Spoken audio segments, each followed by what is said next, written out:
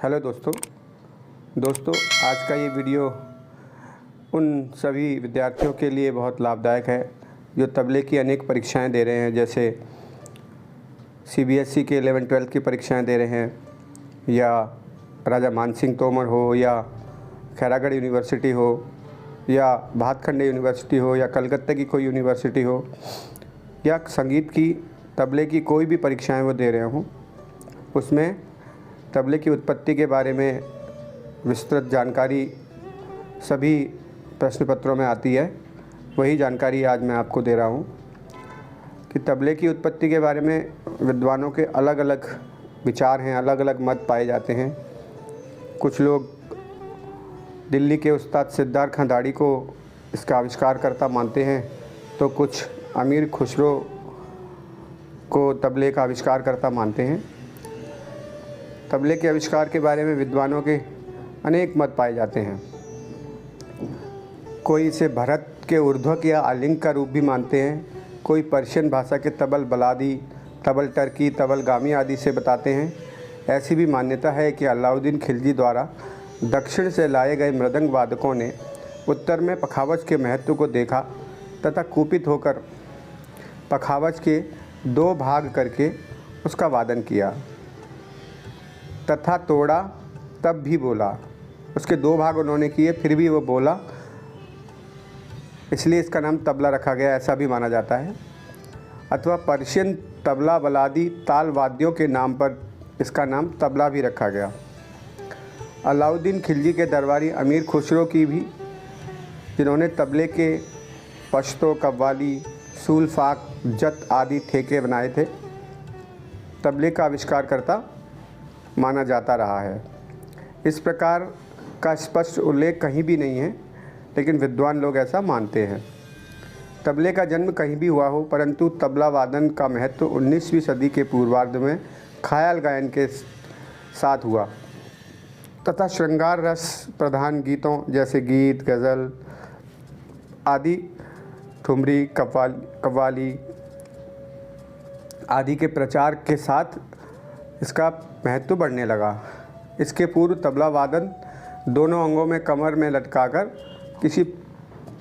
दोनों अंगों को कमर में लटकाकर फिर पेशेवर नर्तकियों के साथ अथवा हल्के श्रृंगार युक्त गायकी के साथ गायकों के साथ संगत में इसका उपयोग किया जाता था।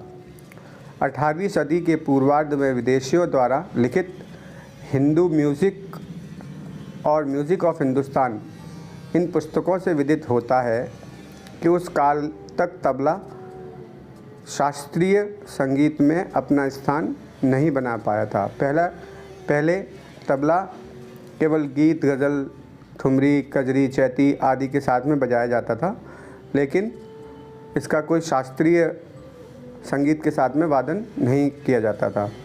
पखावज, मृदंग ये बजाए जाते थे। 1719 से 1748 तक मोहम्मद शाह रंगीले का शासनकाल रहा।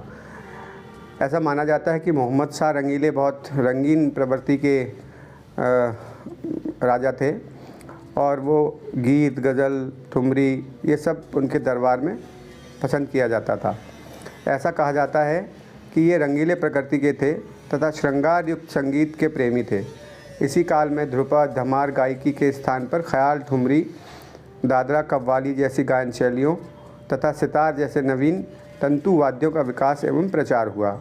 इस प्रकार के श्रृंगार युक्त गीतों के साथ पखावज की गंभीर ध्वनि अनुपयुक्त महसूस होने लगी। इस कारण संगीत में तबले का प्रवेश हुआ। पखावज के साथ ध्रुपद, धमार आदि जो गंभीर प्रवृत्ति के गायन शैली है, उसके साथ पखावज का प्रयोग होता था।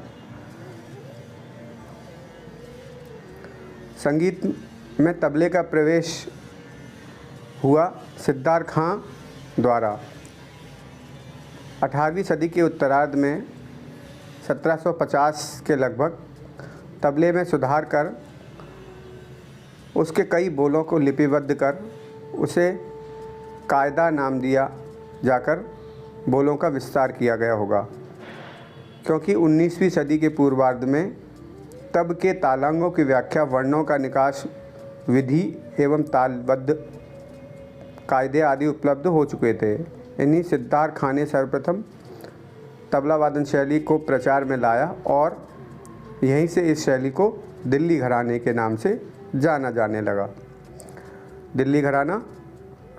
इसके पश्चात दिल्ली घराने के शिष्य देश के विभिन्न नगरों में फैल गए तथा वहां जाकर अपनी प्रतिभा एवं सृजन शक्ति के आधार पर परिवर्तन करके अपने बाज शैली को नया जामा पहनाया और अपनी अलग पहचान बना ली।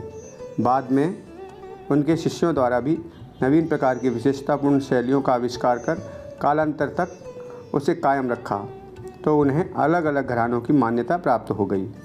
इस प्रकार आज उत्तर भारतीय संगीत में तबले के 6 घराने प्रसिद्ध हैं। दिल्ली घराना, नंबर 2 अजराड़ा घराना, नंबर 3 लखनऊ घराना, नंबर 4 फर्रुखाबाद घराना, नंबर 5 बनारस घराना और नंबर 6 पंजाब घराना। उपयुक्त घरानों के अतिरिक्त देश में तबले की कई परंपराएं भी प्रचलित हैं, जिनकी अपनी अलग अलग विशेषताएं हैं। तबले की वादन शैली बाज तथा घरानों का घनिष्ठ संबंध है।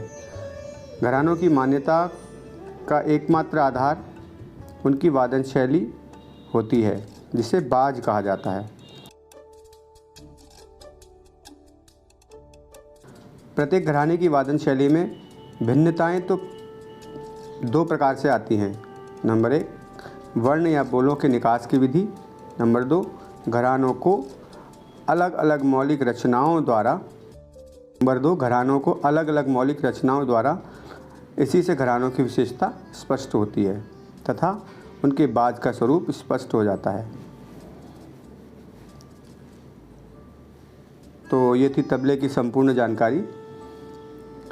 अगली क्लास में, अगले वीडियो में इसी तरह की कुछ और तबले से संबंधित जानकारियाँ आप लोगों को भेजेंगे।